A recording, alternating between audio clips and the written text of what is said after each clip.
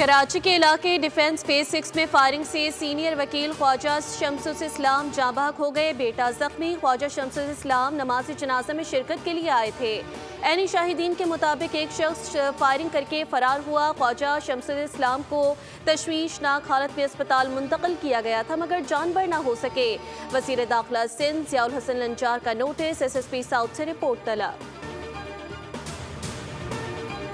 G H Q میں چینی Peoples liberation army کی 98ویں سالگرہ کی تقریب۔ Army chief general Syed Asim Munir کا چینی وفد کا پراتفاق خیر مقدم۔ چینی سفیر جیانگ زائیڈانگ تقریب میں مہمان خصوصی طور پر شریک ہوئے۔ فیلڈ مارشل نے کہا پی ایل اے کا دفاع، سلامتی اور قومی ترقی میں کلیدی کردار ہے۔ پاک چین تعلقات بے مثال، آزمودہ اور ناقابل تسخیر ہیں۔ تبدیل ہوتی عالمی صورتحال میں پاک چین دوستی مضبوط تر ہوئی۔ پاکستان اور چینی افواج حقیقی معنوں میں بھائی کی طرح ہیں۔ پاک فوج اور پی ایل اے کی شراکت خطے میں امن و استحکام کی ضامن ہے۔ چینی سفیر کا دہشت گردی کے خلاف پاک فوج کے کردار کو خراج تحسین۔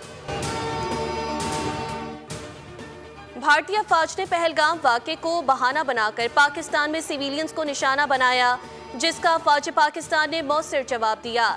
بھارت اب آپریشن مہادیو کے نام پر معصوم لوگوں کو نشانہ بنا رہا ہے۔ ترجمان دفتر خارجہ کی پریس بریفنگ۔ بتایا وزیر اعظم شہباز شریف نے بھارت کو پہلگام واقعے کی تحقیقات میں مدد کی پیشکش کی تھی۔ بھارت نے پاکستان کی پیشکش مسترد کی اور جارحیت کا راستہ چنا۔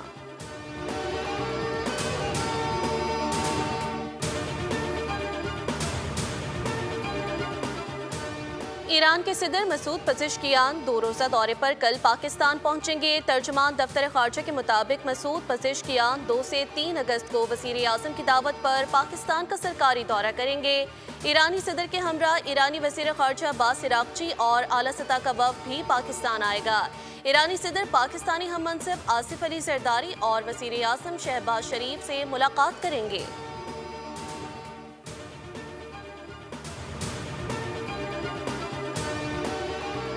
امریکہ کی بھارت کے مقابلے میں پاکستان کو رعایت 19% ٹیرف عائد کر دیا۔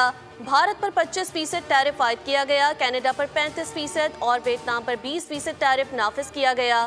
ترجمان وائٹ ہاؤس کے مطابق اسرائیل اور وینزویلا پر 15%، سوئٹزرلینڈ پر 39%، عراق پر 35%، جاپان پر 15%، جبکہ میانمار پر 40% ٹیرف عائد کیا گیا۔